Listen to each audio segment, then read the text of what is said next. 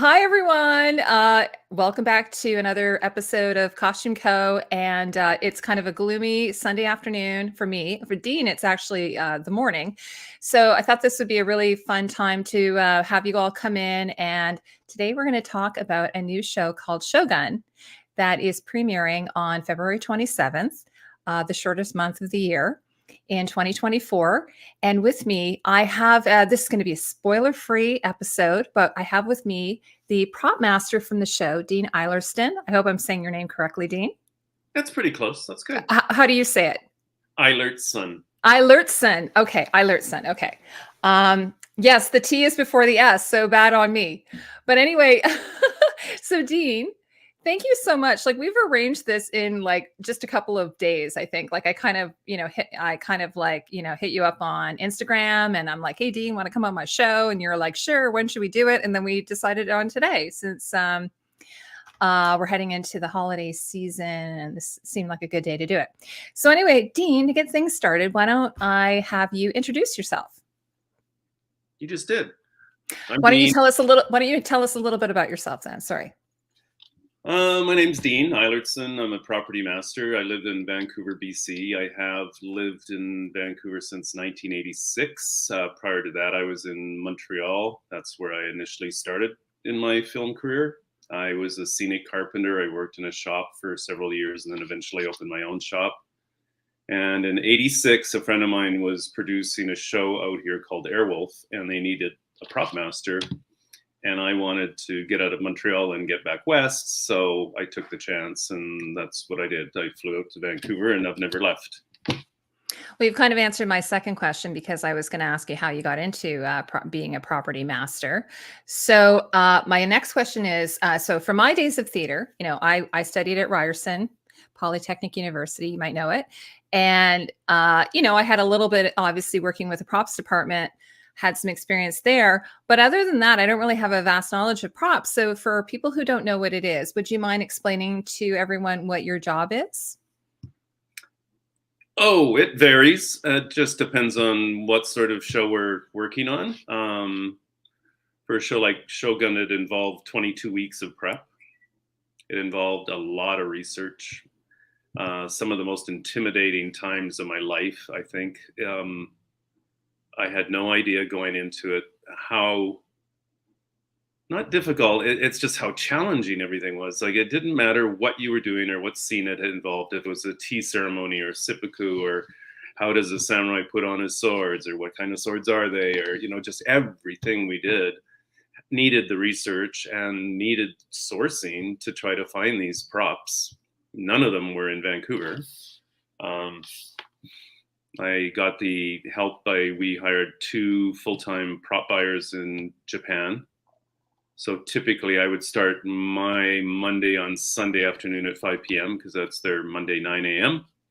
And I would give them a list of what I'm looking for, whether they're lacquer tea sets or trays or saddles for horses or, and we just go down a list and sadly, in Japan, I think their population is maybe starting to age and time out like ours is. And the younger generation just doesn't want to take care of this stuff anymore. And so it is wholesale online on sort of a eBay equivalent. And you just shop. And it was crazy, some of the stuff we were getting. And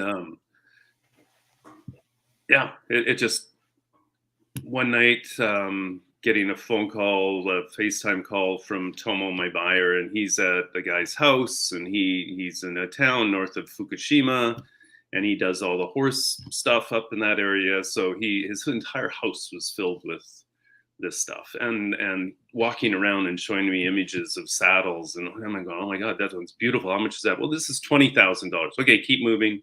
And we spent probably till 2 a.m. my time shopping. At the end, we bought enough for 8 complete sets. I eventually needed upwards towards of 20, but it gave me a base to start on. And one of them, it was Christmas. We had just gone through this atmospheric rainstorm. These saddles are lacquer covered, treated, everything else are beautiful, except in the rain. you get a little chip and the moisture gets in behind the lacquer, and what they use is a sort of a body filler in the day is like a slipped clay that they would have smoothed and sanded and then sealed and then put the lacquer on top. Well, you chip it and now you expose this clay and it just soaks up the moisture. And so one of these saddles is in really bad repair, and there was also some damage to one of the trees that we had to fix and take apart. So I take it all apart, and there's an inscription on the inside of the saddle. So I get it translated, and it goes March, lucky day, 1654, and the name of the maker. Oh my God. Yeah. So that should really be in a museum. Yeah. That's crazy. So it's actually the correct era. Oh, so close. Yeah.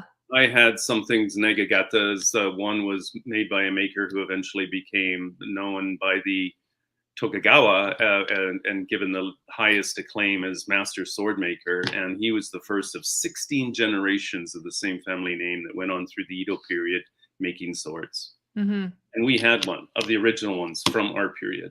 There were so many different things like that. It was such an eye opener to get a chance to work with things that are so precious and you know, they're in our care. And we got to tell a story with them, which was amazing. Well, before we get on into some more of the details of the props themselves, like, so growing up, were you aware of James Clavell? Did you know this book series? Did you watch the 1980s show with Richard Chamberlain like I did as a kid? I probably watched it. Would have been downstairs in the rumpus room of my parents' place in Edmonton.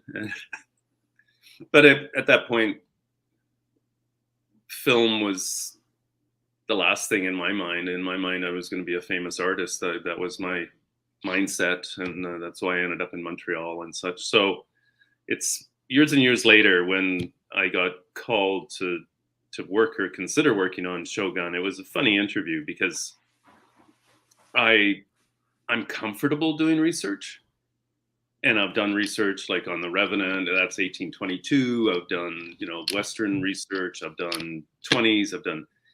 You read books, there's just things you can do. You can do the research. But that period of 1594, there aren't many research books. There are ancient scroll type paintings. You have to get in there with like a microscope and look at all the detail, little pictures and everything else. And we had an historian working with us in Japan. He was to avoid him just getting flooded by questions. We all had to go through one person with our questions and wait patiently for our answers and things.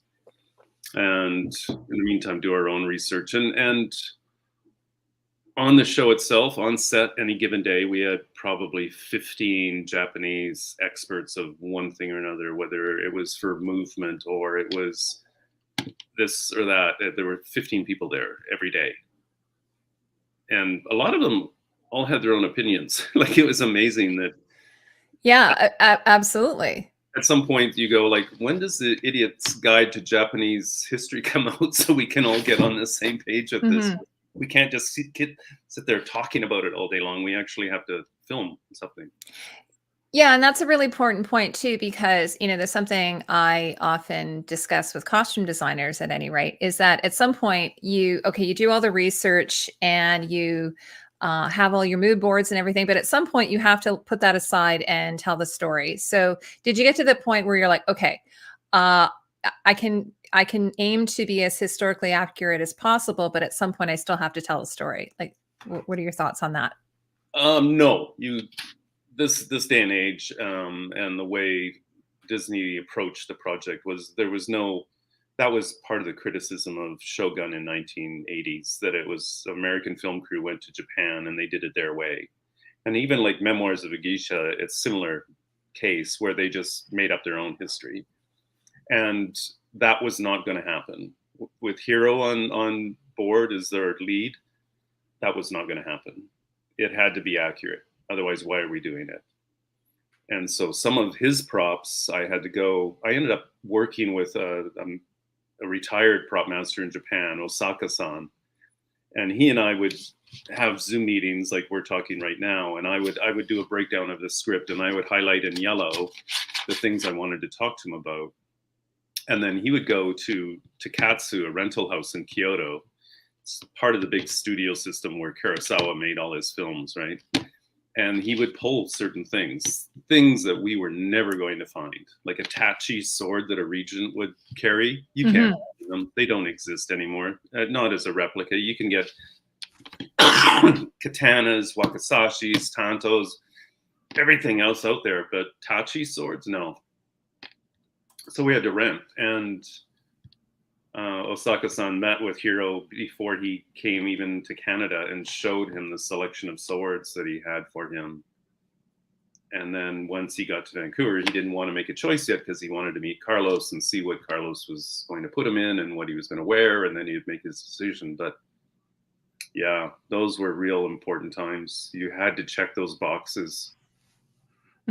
But then you also have a budget, right? So how do you, I don't have this in my questions, but you have to work within a budget. Were you able to negotiate, like borrow some things so you didn't have to? Obviously, these are, you know, extremely rare and valuable artifacts in some cases. So were you able to borrow some things? No. We owned everything. Wow. And I had 4 full-time prop builders that were doing a lot of restoration. We had 2 scenic painters that were doing a lot of the restoration with us, whether it was painting in lacquer or hand painting, hand-painted fans, or I mean, finally we got to the point, and set deck, the decorators, Lisa and Jonathan Lancaster, same thing. They had a build shop as well, and there's only so much stuff you can find and so much you can ship from Japan. Our first shipment was supposed to come by ship, and then the Suez Canal thing happened, and all sideways, they couldn't do anything, and all the shipping routes were changed, and it just became very obvious we were not going to get our containers to Vancouver ever. So the first air freight cargo, what that cost production was insane. But then the stuff starts showing up, and you start unboxing it and taking it out of the crates and setting it up on displays. And it's quite impressive when you get into a warehouse of set deck and prop combined. And then one of the first jobs I had was to build 24 traditional boats. I saw some of your pictures. I think you sent me a picture of that. Yeah. So let me see if I can pull this up. Some were whaling boats, some were cargo boats, others were just typical, you know, sort of traditional canal boats, shallow water. But they had to populate the scenes on the beaches we were filming at. And did you get a picture? I can't. You know why? Because it's not desktop friendly. I'm so sorry. No. It's only phone friendly. I do have. Well, my next question was. Did you end up, like, when you were doing your research, part of your research, did you read the James Clavell book? No. Or did you so you just read the script? Yes. And now my understanding is they did change the script, you know, to reflect, you know, because obviously James Clavell was a white man who wrote the story back in, like, I don't know what year it was. I think it was the 70s. And my understanding is that they're changing the perspectives, not just from the main character, but several characters. Is that correct? Or are you allowed to tell me that? Well, that's part of the idea of inclusion, and it shouldn't all be from Blackthorn's point of view. It should be from. It's like Eastwood when he did what was it, Letters of Iwo Jima, and then Flags of Our Fathers. He did one film and then realized, oh my God, we have to tell the other side of the story too, and the side of the Japanese, and it's really important.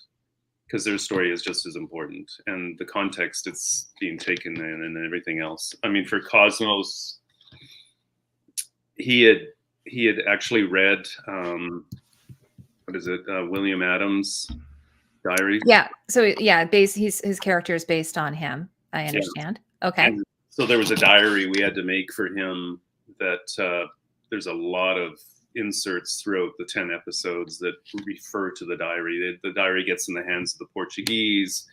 It's kind of incriminating what he has written in there, this and that. So it was a long process, and you think, okay, you're writing a diary, you're English, you're a navigator working for Dutch Navy, your goal is to find the Asias, and the only way you can do that is to get your hands on a Portuguese router, a book that a navigator on a Portuguese ship would keep, and discover Magellan Pass.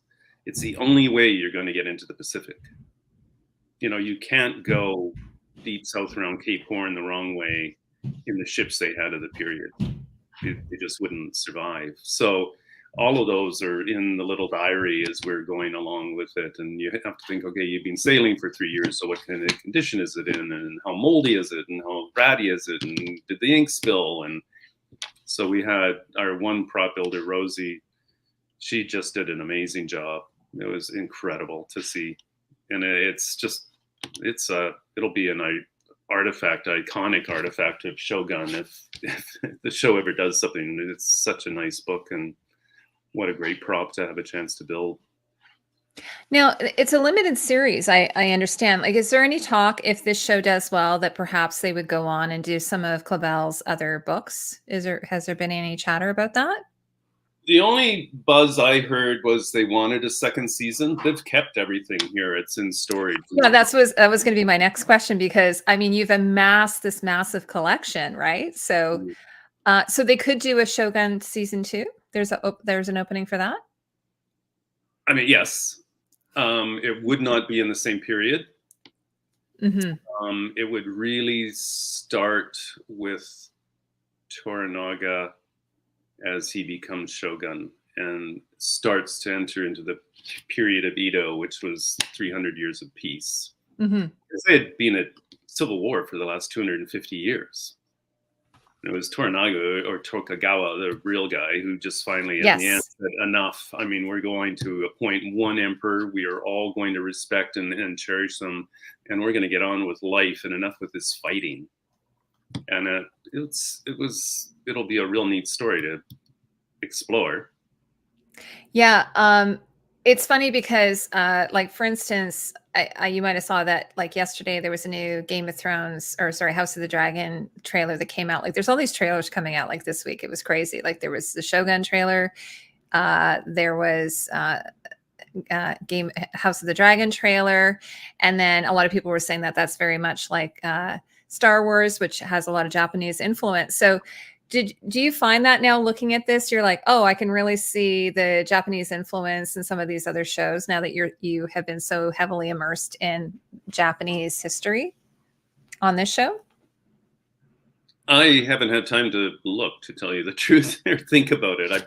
I went right from Shogun on to something else. Now I'm. Oh, okay. So you went right in, even though with the strike and everything, you're working. We were prepping Tron, and then the SAG strike happened, and we limped along for a little while. I had so many builds happening that I needed to oversee those and everything else. And there just came a point where we shut down completely. Oh, okay. We went dark. We're just going back on Monday. Tomorrow morning will be our official time back. So you're doing another Tron show then? Yeah. Oh, that's interesting. I haven't heard anything about that. That's been kind of quiet. Then I'll keep it quiet. Oh, okay. Can I ask, is Jeff Bridges returning? Yes. Okay, that's very exciting. Okay, the other thing I wanted to ask you about, and this is something I just came across online when I was looking you up in your IMDb and so on, and what you've worked on, that there's a 3D printing company in Vancouver that you've invested in that's called Pantheon Design. And I know, like, for instance, you worked, I guess, on Peacekeeper. The helmets were done. Is that correct? Do I have that correct? I didn't do Peacekeeper. Oh, you didn't do, okay. Maybe they worked with Peacekeeper, but there was another show that you did that you worked with them on it. Is that correct? Yeah, the Atom Project. With Ryan Ryan Reynolds? One of the Canadian Ryans? One of the Canadian Ryans. Langley, BC boy. BC boy, yes. The other one's from Ontario, my neck of the woods. St. Thomas, Ontario. So how did you get involved with those guys? It's funny. We were doing Christmas Chronicles, a second installment of Christmas Chronicles, Mm-hmm. and they came around. They were just sort of cold calling, and I met Bob, one of the guys, and I said, "Well, we're making reindeer brains here and chewing leather. We're not. We don't need anything 3D printed." So I put him on to somebody else who was doing another show. And then when Adam Project came along, somehow just out of the blue, he's just one of those guys that doesn't take no for an answer. And he calls me up, and I went over to look at their shop, and it's like 5 super brainiac type engineers, young guys, all running a shop. They've done anything from rapid prototyping during COVID to come up with a new ventilator that was turbocharged that could actually run and supply air for 4 patients. Oh, that's amazing, because there was a huge shortage, right? During the pandemic. And they've done rapid prototyping for prototype motorcycles and this and that, and they had all these 3D printers. And so I thought, okay, well, let's give it a try. And they were kind of one of those companies that were just like, yeah, we'll do it, whatever. Let's do it. We'll make it. We'll, whatever it takes, kind of thing. And it just they have a different approach to the 3D printing. They work with a chemical engineer who's come up with a proper printing medium that they use, and it is sort of a carbon fiber infused and so much stronger, like for years. Yeah. Not plastic or resin or something like that. Okay. Which you crave, oh yeah, 3D printing, that sounds amazing, but they don't stand up. Yeah. So they could do a car even. They could make a car pieces. Yeah. Because that's one of my criticisms a lot of times when I want to be kind about this, but sometimes when you see armor that's made out of 3D printing, it's wobbly, like on a Warbler or something. Mm-hmm. So now, question then for you, did you use any of it for Shogun? The only place I used it I needed more sets of stirrups for the samurai. And there's a picture of the samurai stirrups. I don't know. Those ones, I'm assuming, are real. Those are real. Those are real. The ones behind you. Spend a fortune. You can spend $3,000, $6,000 US on a pair of those stirrups, and you get them here, and they're rusted through. And somebody gets on a horse, and they break, and they're dangerous. And a lot of the riders weren't that experienced. So one of their concerns with the Wrangler was that there's a type of stirrup you can get. It's like a safety stirrup. It's not a complete stirrup. And if they're with their footwear, a stirrup like that, if your foot slips through it and you get hung up and the horse takes off, that's a big danger, right? So you want to come out of the stirrup and fall away safely and not get dragged. And then just the shape of the type of stirrup they use lent itself to 3D printing. So we just incorporated the safety stirrup with the 3D printed sort of cap and painted them, and that's very cool. Use them mainly in background. They never became hero. Now, did you do any of the helmets, or was that done by the wardrobe department? That was wardrobe. Okay. And then what about the swords and katanas and things like that? That's all me. That's all you. Okay. Now, you were speaking of one type of sword that I've never heard before. The one that you said that was very rare. What kind of sword is that? Tachi sword. It's mainly used by the regents. Okay. So, the one that we see in the poster, what kind of, is that a katana? No, that would be, he would wear his tachi. Okay. If he was falcon hunting, he would be wearing his tachi and a smaller sword, a tanto. But in the palace, out of respect, you don't wear your tachi. So we went to all this effort to get tachi swords for every emperor and everything else. And then the experts tell us, in the palace, they don't wear them. Oh, wow. Okay. Oh, you're like, oh, my heart. We saw them, and they played a big part. It was good. Yes. The helmets are, Kabuto. Am I saying that correctly? Kabuto? Yep. And that would be under Carlos's department. And we're going to hopefully talk to Carlos. We are going to talk to Carlos in closer to the air date. And Dean, hopefully, I'm saying this is a mid-show sort of point. We're trying to keep this spoiler free, but hopefully once the show airs, you'll come back and then we can actually go through some of these details with you. Carlos and I worked a lot together. Oh, you did? Well, yeah, I guess there'd be a lot of crossover, correct? Yeah, all the respect in the world for Carlos, and what he put together was brilliant. And he very early on had a very strong focus on palette color, lower Angero, this, that, everything else. It just was like the textbook on how the rest of us could go. And I was a little taken back and shocked that he wanted to design like Toranaga's outfit, like from scratch. Yeah. He wasn't renting it. He wasn't going to go to Kyoto and Takatsu and rent it from their costume department. No, he designed, built everything. And so to complement that, I had to follow suit. I couldn't, like, even the cordage on a sword, a katana or a wakizashi, kind of has to match and blend in to what he's doing. I can't have something stand out. That's the one thing about props. Atom Project props are scripted and they are featured as a storytelling part, but props in Shogun just need to be there. They don't need to stand out. If they stand out, that's a problem. They need to fit. Mm-hmm. And you asked a question on the email yesterday about what was my favorite prop. It's not about the favorite prop. It's about that favorite day when you finally get to set and you have 300 people on set and you look around at what you've done. And if it's not the boats in the water, it's all the extras in background in the village, it's the samurai, it's everything. And you stand back and if you can get back when they're rolling and you actually look at what we're seeing now and what we've created, it's just not a prop. It's set deck, it's art department, it's Carlos, it's hair, it's makeup. There was days, if we had 300 plus people, those people would start showing up at 2 a.m. for hair and makeup, and then absolutely. And they would, and the wigs are just stunning. They're just gorgeous. So it's a collaboration, and a show like Shogun isn't about the props so much.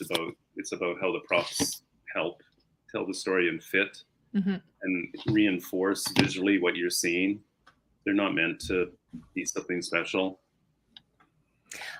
Did you also, like, I know, I'm pretty sure that Carlos went to museums. Did you go to museums as well, like, and do some visits there? Because by the way, I was going to tell you, in Toronto at the Met, or sorry, not the Met, the ROM, they used to have an amazing Japanese collection, but they've put it all in storage. I was going to go down and check it out.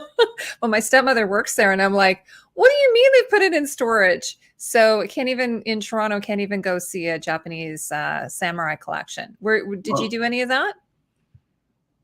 No, I mean, you're in Vancouver. There's not much here. There's a couple cultural centers. You didn't go down to New York or something? No. Didn't go to Tokyo? There was a point where we were supposed to go to Japan for like 6 weeks of production, but that went over. It was, now, for anyone who doesn't know, my understanding, it's all shot in Vancouver. Yes. Correct? Like the original series was done in Japan. Like you said, a bunch of like Westerns just sort of showed up in Japan, and that was really weird. But in this case, you flew everybody over to Canada. So that now, like what is it? The environments, how close are they? Because to where it was being shot, like out of Japan, what area is that supposed to be in? What would be in the modern day equivalent? Would it be Osaka or? Osaka is the main harbor, and our portion is such a small part of Osaka. Osaka went for kilometers up towards the palace. So we have the harbor where the boats come in and people are ashore and the Portuguese are standing there, and you get all those sort of scenes. We had a prison there that was sort of a standalone off another laneway, turn right and you're at the prison. And then there was a set of gates and an entrance into the palace, which was another part on the lot. And all the set extensions that came afterwards with VisFX. I mean, Michael, we finished that how long ago? He's been in post-production for almost 2 years. Well, there was a delay, right? Like originally the show I think was supposed to be released in 2023, but they had to push it back. Maybe I had seen originally when I remember when I was mentioning when I was interviewing Siam Costumes at the time, I'm like, oh, it's coming out in 2023, and then it appeared to get pushed back. I mean, by a month, that's not too bad considering the No, not at all. It's early, like it's early 2024. No, I thought it was to do with the whole. I thought it was to do with the strikes and all that. But I could be wrong on that. I think it's timing and release for Disney. They have to start seeing some of the episodes finished, and their marketing people have to say, where's the slot? Where do we time them in? How can we run this show and do the best by it? Mm-hmm. So starting now, in the new year. Now you have a yachting background. Yeah. You have a sailing background. You wrote a book on sailing. So had you ever built a boat before this point? From scratch? No. Yeah. Because my father has built a couple. We were chatting before. My father was a sailor. He's built a couple of boats, and a modern boat has very special treatment to make sure that it doesn't get barnacles and it floats and all that kind of thing. So, what techniques did you use on your boats to make sure that they didn't leak, or what did you follow what the Japanese would have done? Okay, there's a fellow in Vermont. His name is Douglas Brooks. He spent 25 years on his own, traveling back and forth to Japan and studying under different masters, boat building masters. Because again, it was a trade that was disappearing. There's only culturally certain things that I think the government over there deems worthy of preservation, and boat building wasn't one of them, because you could do it with fiberglass or whatever, right? But a handmade wooden boat, these guys, I think Doug talked about his youngest master was like 79 years old. Wow. And so none of this information is documented. It's all going to be lost. And Doug has spent the last 25 years chronicling this. He's just been over there again this year. And he's gone into these shops, and there will be not a pattern on the wall, but a little tiny board with some measurements or angles on it. And that's their recipe card for what they're doing. And the way they build their boats is really different to ours. They build them upright. We build ours upside down, right over a mold. Yes. Yeah. And some of the stuff they do, like the nails they use to put them together, and they don't use any caulking between the boards. They go from one saw to the next saw to a finer tooth saw till finally the boards are perfectly married together. And then they use these super long, thin chisels, and they channel down through the two boards, and they'll hammer them together with a nail, and then bend the nail over and lock it. It's amazing to watch. So we actually hired Doug to be our consultant. He had a few, especially the whaling boat, because the whale boats are fast 35-foot boats that the samurai liked using for the same reason. I see Doug's videos. He's amazing. Okay. Yes. They don't write things down in Japan, saying no. Carl's saying. No. Oh no. If to even learn and train under a master in Japan, you start by sweeping the floors. Oh yeah. Yes. And there's no conversation. You somehow you're just supposed to eventually get the information. So Doug by being in their presence. Yeah. So Doug, he had lofted and drew. He had drawings of different boats that he had studied and built in Japan. So he sent us some of those, and we lofted them and made our own patterns. And we would scarf like 3/4 inch marine plywood and come up with these 32-foot long sheets, all one piece. And then we'd lay our template out and cut them that way. And you start with the bottom of the boat, and then you do your second plank off to the side, and then your third, and then you start finishing the boat. And we did the bottom cover in fiberglass just to give it some strength. Oh, okay. And everything else was like traditional materials, really good quality materials, even building the oars. I forget how many sets of oars we had to build. Well, definitely 24 sets of oars. So typically a whaling boat would have 6 rowers, so that's 6 per boat times 4 boats, 24 sets of oars just right there. And then we had to fly Doug out here to teach that background how to scull and work the boats, because nobody here knew how to do it. I don't remember seeing in your pictures, but did they have sails at all? No. Oh, okay. So it was all like kind of like Viking boats, Viking ships. It was all done by rowing, but did they have multiple rowers? Yes. Okay. On the whale boats for chasing the whales, they would have 6 rowers on board rowing. Yeah, and then could. did they use like pontoons or something to get the whales? They would run them into shore, and there'd be Okay. these hunters there with their spears, and Okay. they'd ground a whale, I guess, and the whale was at the mercy at that point of whatever happened next. Yeah, Silver Scale is asking. She said I'm sorry, I'm not sure if you're a she or a they or him, but wondering if they will be exhibiting any of the costumes and props. Maybe there will be a tour. I suppose that would be up to Disney. There have been 2 sort of ComicCon appearances so far this year. One was in New York, one was in San Diego. Now the LA Comic-Con was this last weekend. I don't know if Shogun was there. But yeah. But obviously you're going to have to hold, if there is a potential second season, you have to hold on everything. Like, how big is the warehouse that's holding everything? Like, it must be massive. It is 65,000 square feet. Wow. And the yard is full of all the boats. And yes. And they're all covered, I guess, with tarps and things like that. Yeah. Okay. No, I was going to ask about, are you allowed to tell me, is there a scene where they're doing a whaling scene in the show? Are you allowed to tell me that? No whaling scenes. No whaling scenes. That's too bad. That would be super cool to see, don't you think? Yeah. Because, in Canada, we have our Indigenous folk who also, Inuit, who also do whaling. And so that would be an interesting sort of thing to see, I think, just from a cultural aspect. What else was I going to ask you? Now remember we were talking, I have some of the pictures that I can share, from the still images. Do you mind if we just go through some of those? Yeah, if you can show. I can do I believe I can share a screen.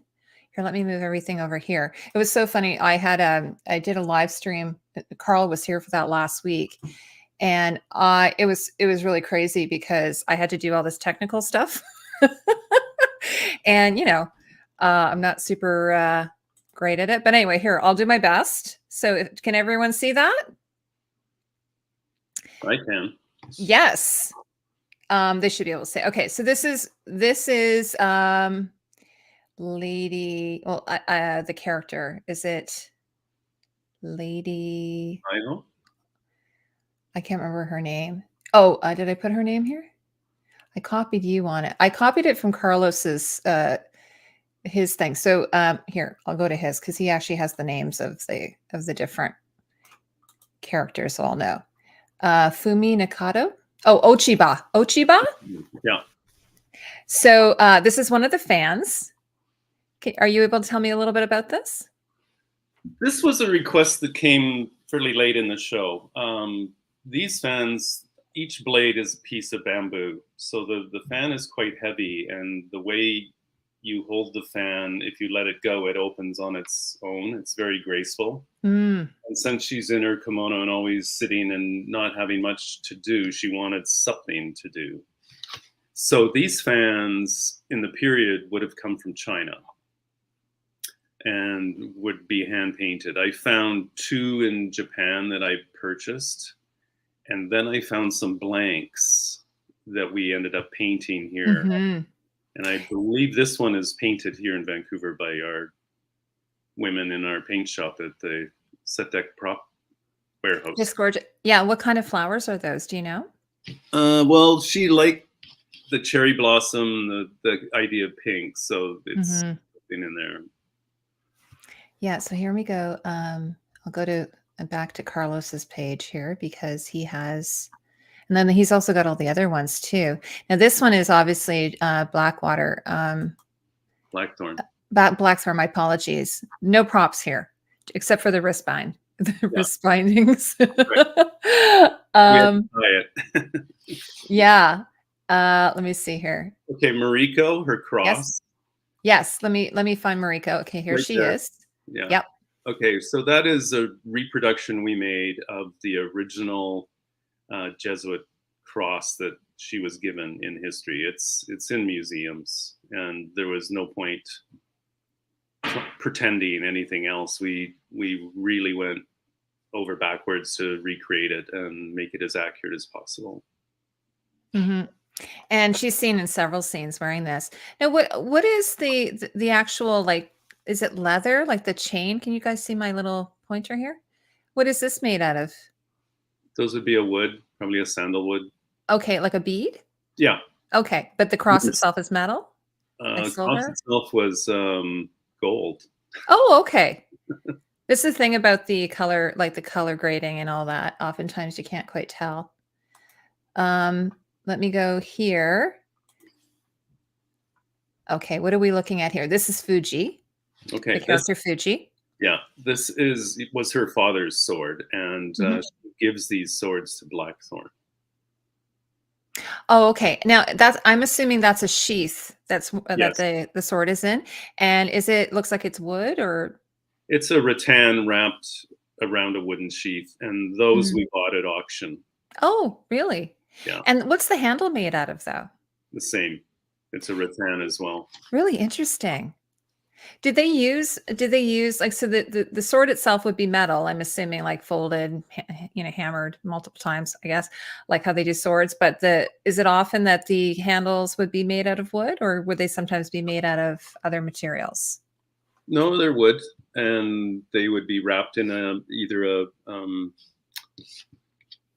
what is it, ray, like a stingray skin.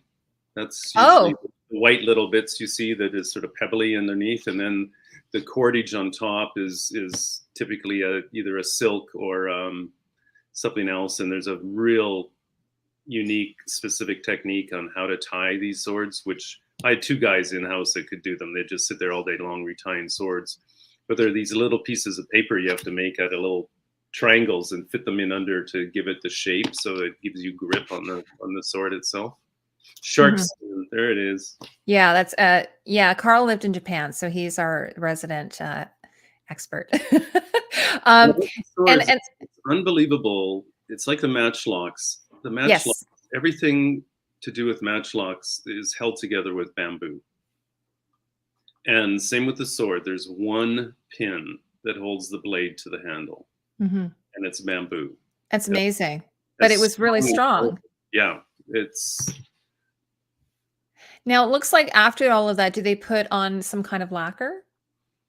We would put something on just to help preserve it. If it's in somebody's hands and they're sweaty, or we're out in the rain or something, we just need to have a fighting chance of hanging on to it. I could tell you more about this sword. There's this whole episode where this sword is involved. And okay, well, when the show airs, we'll have you back and we can talk more in detail, because we don't want to do any spoilers. Now, here we have, this is Yabushigi. Yeah, Yabu.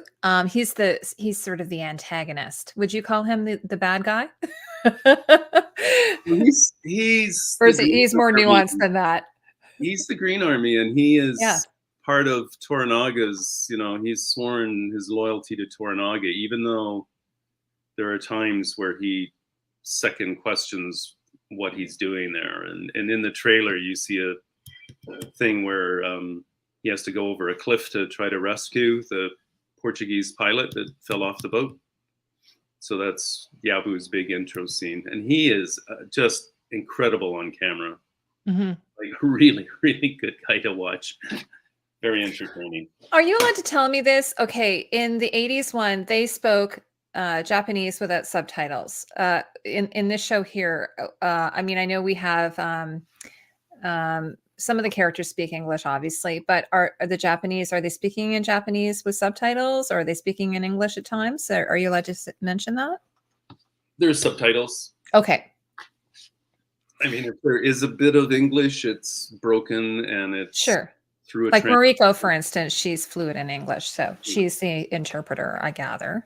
And there's one in the village lower end that's I can't tell you. Sure. Now the sword here that Yabu is it's fastened. Like can you explain how they're fastened actually to them? It's a way you tie the Obie. And so our guys had to learn how to tie the Obie so they could put the swords on everyone, which was something we again had to learn about. And it's how it's intertwined within the Obie as it's being wrapped around the body. So once they get into their wardrobe, then you would be in there with the props and the weapons and all that. I could be wrong, but what is this handle made out of? It looks like this like got a bit of an ivory cap or something, but is that also wood? It wouldn't be an ivory cap. It would, if anything, if it's painted, it would be a metal, a cast. Okay. Yes, thank you.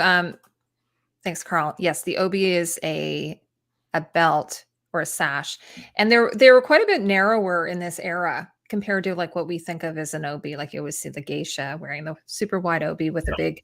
They were quite different, and the men wore them as well as women. Let me see what other ones. I know there's one with Kuki that I wanted to show here, or Kiku, I should say. Kiku.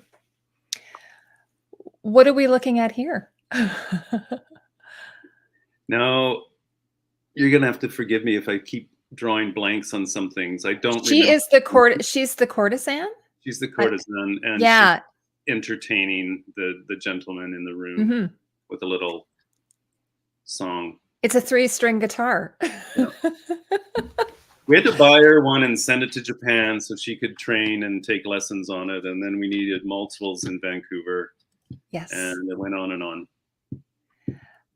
So she did actually learn to play. Yes. Now, these high-ranking courtesans, they would have been very. You must have had to do a lot of the tea ceremony as well with her, and with many. Like, did you have to learn the whole tea ceremony as well, and how that all worked? You have not. I had to learn about the tea ceremony because I had to find the props for it. A woman here in Vancouver who has taught tea ceremony for the last 40 years. She's Japanese, and she is still not considered a master. Wow. That is how critical the tea ceremony is. A typical tea ceremony lasts 4 hours, and there's no conversation. That sounds like a riot. Yeah, but it's a Zen thing that I don't understand. There's summer tea and there's winter tea. Winter tea is thicker tea, and it's served in a different way, and there's a different size ladle, and there's a different spoon that's a different size to spoon out the tea, and the whisk has fewer teeth in it because it's stirring thicker tea. And the cups you can have a high-end cup that would come from China, and then your second cup would come from South Korea, and your lowest common denominator of your teacup selections would be a raku, Japanese. And so we did a big tea ceremony where Yabu has to sit down and make tea for his wife. And so our tea specialist, our woman who's there, she says, what is the event? Is he trying to show off? Is he trying to be humble? Is he trying to, because it makes a choice of what you're going to do, and how once you make a choice, you have to go in that direction with everything else. So say, for example, we say, oh, he wants to be humble. Well, then he should use the raku cup. Okay. And then the pot and the kettle and how to do all of that. There's even a vase with depending on what you put in the vase, a flower or a fawn or a fern or something else also means something else. The whole room is set up by the person who's going to run the tea ceremony. So everything when you enter, you're taking in sort of the message that is sort of being given to you by the things that have been prepared for that particular tea ceremony. Dean, Silver Scale is saying, is it a shamisen, that style of instrument? That instrument? Shamisen? That rings a bell. Yes. Okay. My viewers are way smarter than I am, so they yeah, no, you had well, first of all, it's been a few years, right, since you did the show? Well, I officially finished the show last May. Okay, so it's been, yeah. So yeah, it's over a year and a half that I've been off the show, and honestly, Tron's sort of taken quite a bit of my bandwidth in my brain Oh yeah. last few months, and it's kind of nice looking at things and Yeah. reviewing them and everything else. It's not like I'm forgetting about it. It's just, yeah. Oh, thanks, Silver Scale. She says, not smarter, just targeted nerdy. So this is Buntaro. He is the wife of Mariko, or sorry, the husband of Mariko. And it looks like, is this a bow and arrow? Yeah. Okay. That would be called an umi, and they are bows that were built to be fired on horseback. Oh, okay. And again, it looks like it actually looks like it's made with a whole piece of bamboo. No. Oh, really? It's not. There'll be an outside strap of bamboo, but the inner core of these are laid up and glued, and it's like little torsion boxes of bamboo. And which is great if you're firing an arrow. But when you fire any bow, if you're firing it a dry fire, the bow will blow up. And so we had to find a different solution to these. So we actually found some umi bows out of Japan that were made with a fiberglass that were meant for training that you could dry fire. Sure, otherwise, because you need to, obviously the safety of the actors is paramount. Yeah. What's the string made out of? It would be a gut or some kind of thing. Like a catgut or. No.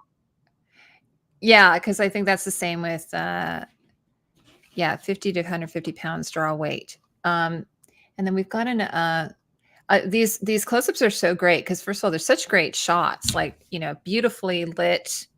One of the things I noticed in the trailer is it's quite a bit darker, right? With the filters and everything. So these are such great images. Is this a paintbrush?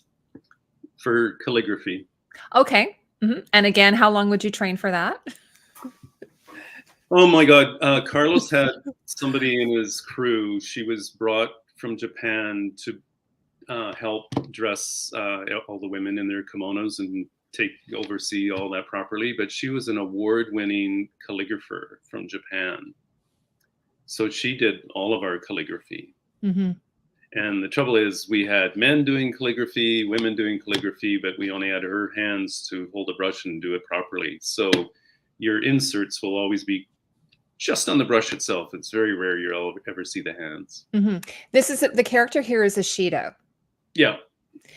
And like oh my gosh, his costume's just stunning. Now, is there a purpose? Like, this is a costume question. Obviously, maybe you don't know. Is there a purpose to having these strings hanging here? Do you know what that's all about? Like right here, and then they hang down. Is it just a tie? I can ask Carlos when he comes. Yeah, that's a Carlos question. But just the lacquer boxes and the separate sets for each regent and the stamp, the seal. I got all of these antique seals, and then we had them all ground down flat and recarved with each regent's symbol on it, so that when we see them stamp their documents, that is our creation. Okay, sorry. Is it in wax? No, it would be like a red ink. Okay, sure. And then each crest would be is that like the mon or the kaman? Yeah. Okay. Okay. Out of jade. So and the antique ones cost a fortune, but you can't beat them. Oh. And each one is really personalized to whoever's using them. And there's scenes where the regents are signing these documents and they go from one to the other, and if it's not being used, it's sitting there on the table ready to be used. So by the way, if anyone's just joining us right now, we're going to be here a few more minutes, and we're just going through all of the props from the still images from the new Shogun series that's coming out February 27th, 2024 on FX. I think it's also on Disney Plus. I think it depends where you live. In Canada, it sounds like it'll be Disney Plus. So yeah, so depending on where you live in the States, it'll be FX. By the way, FX, like the quality of their programs have like, I think HBO has some worries there because the quality has been so amazing. We have another Crucifix here. Yeah. As well. And this one actually looks like sort of one like a Catholic one. With the beading and everything. Crucifixes, like there are different regions that sure. What was dividing the when oh god, what's his name? Aiko. When the last regent passed away, he left it in the control of 7 regents and basically saying, until my son is old enough to take over, the 7 of you, you've just got to keep it together till then. And 2 of them were Christians and supportive of the Portuguese side. And there's a lot of talk about that in some of the shows and how the different factions, what that does, right? There's a whole episode in the harbor where some pretty amazing stuff happens when Blackthorn's trying to escape on a boat. Yeah, this is Kiyama, and also holding a sword. Now, I was reading the colors of the laces, for instance, on the armors, but also it seems like they have different colored laces here. Is there some significance to that? Again, we really strive to put swords on him. Like this would be his Tanto sword right now. It's just something that complements what Carlos is doing. It's not something that we want to bring much attention to. Sure. So it's not like each family would have their own color or something like that. No, I mean, with our armies, we have the green army, the red army, the gray army. That we had that, and if the samurais are in the scene, those were the ones that were propped with swords that had the right color to match what they were wearing, right? Yes. What was that?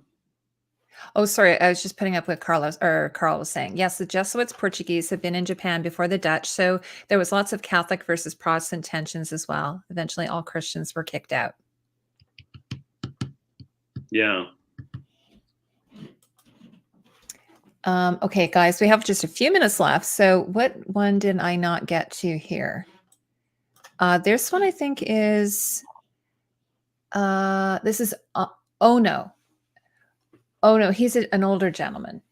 It looks like he's got a sword, but does he also have a fan or something tucked into his Obie?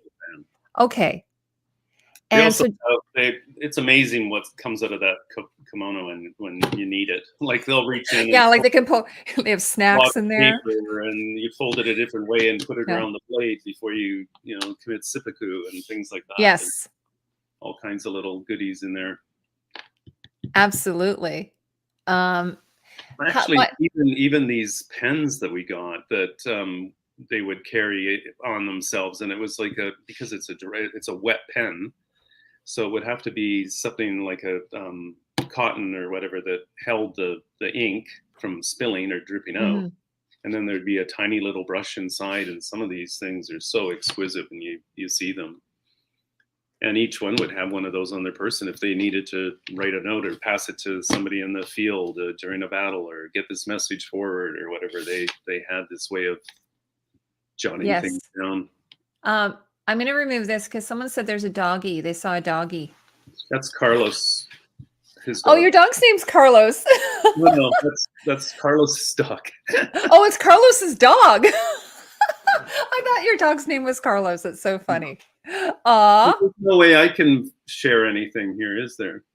I don't know. I think if you can you see at the bottom it says here, let me stop screen sharing. Can you see where it says present? There's a plus sign. Do you have that option? Exit full screen, hide chat. Oh, present. If you press on that, then it will say slides or share screen.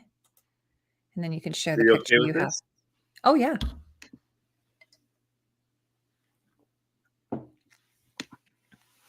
I have a question from Silver Scale, which is a similar question that I had. What was the most challenging what was the most satisfying challenge to meet prop wise? My question was, what was the most challenging prop? You don't have a favorite, but was there one that you're like, oh my God, this thing? I'd say Blackthorn's Diary. Oh, okay. That's interesting. And an accomplishment. Yes. Okay, I'm gonna have Are you able to share? I'm sharing right now. Are you seeing what I'm seeing? No, I don't see it. It'll come up. Okay, if you go share screen, and it should say share screen, and then you'll click on the monitor that you want, and then it should show up in our frame here where we are at. It might.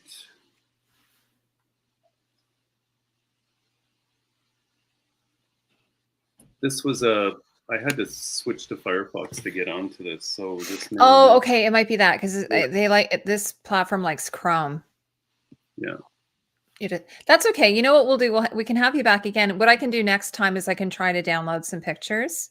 Yeah, it can't access my screen. Okay, that's okay. Sorry.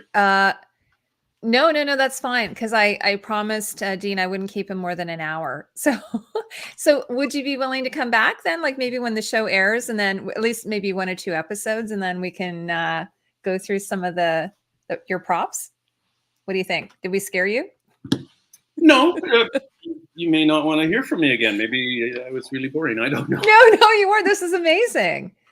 Yeah, I'd love to.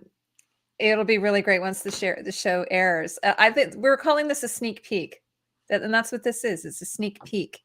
So, anyway, guys, anything in the question? Yes. Follow up. Says Silver Scale. And Carl says that was it. This was awesome. So there you go. Get some support there in the chat.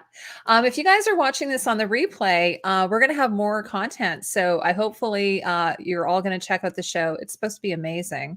Already the fans, the viewers, like I go on Reddit. Dean, you ever go on Reddit? No. I go on Reddit. There's a Shogun Reddit, and yeah, it's everyone is Haruyuki, Sonata. Everyone's like, I'm there, totally there. I was sent a link. I've been watching the episodes. Oh, okay. And without saying anything, what's your personal opinion? The scale is unbelievable. The cinematography, the episodes are lighter. You can actually see things, and it really pulls everything together. When you watch, so not as dark as the trailer, then. Yeah. Oh, when you okay, watch dailies, you're watching, because of the digital cameras now, they never turn off the camera, so you're watching like a 40-minute car just rolling, and you're waiting for camera to roll. It gets you can't sit there all day watching that. But when you finally see something cut together, and especially the first episode, which was such an accomplishment to just finally be able to go to camera, and some of the big scenes we did on that one, it's amazing. And the actors are amazing. Carlos, he's done an amazing job. Cosmos and his side is he and I would talk all the time about different things. His dad was a navigator, and that's very cool. There's an opening scene where he is doing a sounding and goes down to confront the captain, because in the router there's evidence that once you find a certain thing, you are near the Japans. And he and I talked about that for a long time. It wasn't in the script, it wasn't written in there, but we went and made it happen. And that's the opening shot of meeting Cosmos, is him out on deck doing this. It's kind of cool. Yeah, Carl's asking, did you have to paint any kimono in-house? And I think that will be a question for Carlos. No. We ended up building our own norimonos. I bought one, I rented one in Kyoto, And then we had a whole bunch more that I bought at auction that were in really bad shape, and they were more of an Edo period. They needed some refurbishment. And after the atmospheric rainstorms, I just freaked out. There was no way I was going to put this 300-year-old Norimono that had to go back to Japan at the end of the show out there again, because if it got ruined, it was irreplaceable. And we even built some as bucks, stand-ins, hoping that we could put those in during the rain, and if the camera wasn't focused on them, just to get the real ones out of the rain and protect them. But after that, it just became, okay, well, let's finish these off and let's make them. And let's get the hardware from Japan. And Tomo would send us all kinds of brass fittings and gold-plated this and that. And so finally we had a fleet of Norimonos. You want to put an arrow in one and burn it? Yeah, go ahead. Have you had anyone, like, sorry, I don't want to keep you any longer, just off the top of my head though, have you had any reaction from people from Japan? Like how they, because obviously they'll be able to watch it with subtitles, you know, either way kind of thing. Or is it mostly Western audiences that have been reacting to the show? I would hope that the trailers and things are being aired in Japan, and I would hope the actors that were part of the show would be excited and proud enough to make sure their friends and family and everyone they can talk to is seeing it. I mean, because that's what's great about streaming now is that you can watch it in any country, and choose the language that you want to watch it in. Because oftentimes, actually, I put subtitles on shows that even are in English, because sometimes I don't know what they're saying, and I'm older, so I'm like, what were these? I'll have to hit my husband. What were they just saying? So I put it on with English subtitles. But I like watching a lot of foreign language shows as well, and so I prefer watching it with subtitles rather than a dub over. Sometimes I'll watch them without volume. Oh, yeah. Okay. That's interesting. Good enough and it carries the story. You still understand what's going on. Hi, Luna. Well, anyway, I want to thank you so much, Dean, and hopefully we didn't scare you off and you'll be willing to come back. And obviously maybe we'll have you back when Tron's out as well. If you'd like to come. My husband actually has the original on Blu-ray. And it was in his collection when we first met. And I was like, oh my God, you've got Tron. So that was very impressive for me because I'm a huge sci-fi fan. So it's quite the show. And we're very fortunate. The same production designer that did Tron Legacy is doing this one. Amazing. Okay. Off the hook, amazing, brilliant guy. And I told him, I said, if anyone was going to do Tron 3, it had to be you, because I couldn't imagine anyone else trying to do it. Yeah, for sure. Silver scale. Yes. And then we were just chatting that it will be from a different sort of perspective. So, you know, because I mean, the original source material, I'm sure, is dated. And anyway, well, thank you so much, Dean, for coming. And thanks everyone who came into the chat. Like, really great conversation going. So we'll have Dean back once the show airs. We can talk more about that. We're going to have Carlos and maybe his puppy on a future live stream. But the dog's not Carlos. The costume designer is Carlos. But I'm assuming you guys, like, do you live near each other? Carlos lives in France. Oh, he does? Well, why is his dog with you then? Oh, would have been a picture if I was at his office or something. Maybe I'd grab it. Oh, okay. Okay, cool. Okay. So, all right. So take care, everyone. Have a great afternoon. Oh, by the way, I have a House of the Dragon reaction coming out shortly. I know, Dean, you haven't seen it, but for everyone else who's into House of the Dragon. So talk to you guys later. Bye. Nice meeting you. Nice talking. Yeah, sorry. One more thing, Dean. I have Dean's Instagram account in the description below. So go follow him there. Okay. Thanks, guys. Take care. Bye-bye.